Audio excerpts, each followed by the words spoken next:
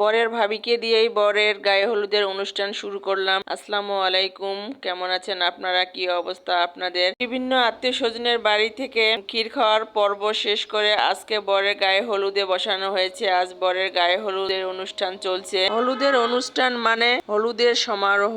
বরকে হলুদ ছোঁয়া, মিষ্টি মুখ করানো, নাচ গান, আনন্দ, হই হুল্লোড়। ছেলে মেয়েদের দেখতেই তো পারছেন, হলুদ হলুদ পাঞ্জাবি পরে ছেলেরা কত সুন্দর বসে আছে, হাসাহাসি করতেছে, কি আনন্দ উপভোগ করতেছে, কত সুন্দর লাগছে এদেরকে। বিয়ের বাড়িতে মিউজিক, লাল নীল সবুজ বাতি ছাড়া বিয়ের আনন্দই যেন জমে না। দূর থেকে দেখলেই মনে হয় হ্যাঁ এটা বিয়ের বাড়ি। আর বরের সামনে যত সুন্দর করে প্লেট সাজানো হয়েছে, বিভিন্ন ফল কেটে মিষ্টি দিয়ে অপূর্ব করে প্লেটগুলা সাজিয়ে রেখেছে। দেখলেই মনে হচ্ছে যেন কত সুন্দর হাতের কারুকাজ। যাই হোক, এক এক করে বরকে মিষ্টি মুখ করানো হচ্ছে। তো মিষ্টি মুখ করাতে গিয়ে দেখলাম যে এখানে হলুদ রাখেনি। তাই বললাম যে শুধু মিষ্টি মুখ করানো হলো, হলুদ কোথায়? বরকে নাকি আগেই হলুদ মাখিয়ে এখানে বসানো হয়েছে, তাই হলুদ রাখেনি। আগের দিনের বিয়েতে দেখেছি গ্রামের চাচি খালা ভাবিরা এসে বর কিংবা বউকে হলুদ লাগায়, কিন্তু এখন তা হয় না। এখন হচ্ছে স্ট্যান্ডার্ড বিয়ে, তাই বর হলুদ পরে একাই গোসল করে এসে বসে থাকে বিয়ের পিড়িতে। যাই হোক, এখন খাওয়া দাওয়া শুরু। এই রুমে মনে হচ্ছে খাওয়া দাওয়া চলছে, তাই একটু খাওয়া দাওয়া আমি ভিডিও করলাম। এটা হচ্ছে বরের রুম। বরের রুমটাও একটু সুন্দর করে ভিডিও করে নিলাম। বরের রুমটা সুন্দর করে চাকচিক্য করে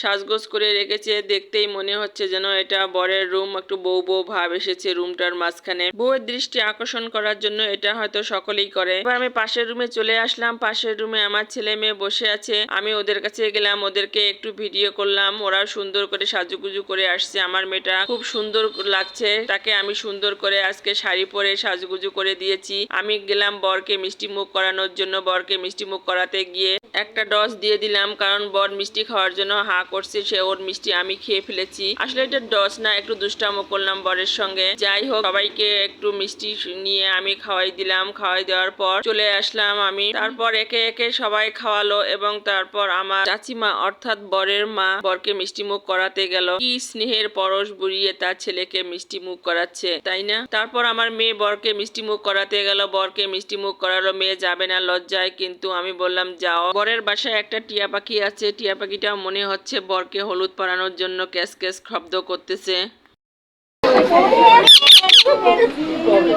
এই টিয়া পাখিটা নাকি আবার পরিচিত লোকদের সঙ্গে কথা বলে, অর্থাৎ বাড়ির লোকের সঙ্গে কথা বলে।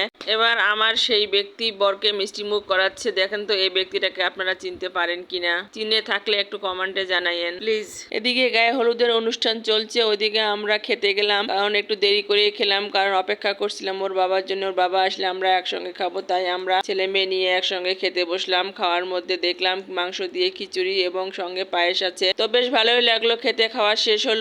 এটা একটা আমার ছোট ভাই, ও আমার ভিডিও নিয়ে বেশ ইন্টারেস্টেড। পাশের রুমেও বেশ খাওয়া দাওয়া চলছে দেখছি। খাওয়া দাওয়া আনন্দ সব শেষের দিকে, তাই এবার আমরা বাসা চলে যাব। একটা কথা বলাই হয়নি, আজ হলুদের অনুষ্ঠানে আমরা কিন্তু হলুদ ড্রেস পরিনি। আমরা তিনজনেই খয়েরি ড্রেস ম্যাচিং ম্যাচিং করে পরেছিলাম। খুব সুন্দর লাগছিল। আসলে যে কোনো ড্রেসেই ম্যাচিং হলে সুন্দর লাগে। আজ আর নয়, আপনারা ভালো থাকুন, সুস্থ থাকুন। দেখা হবে নেক্সট ভিডিওতে। আল্লাহ হাফেজ।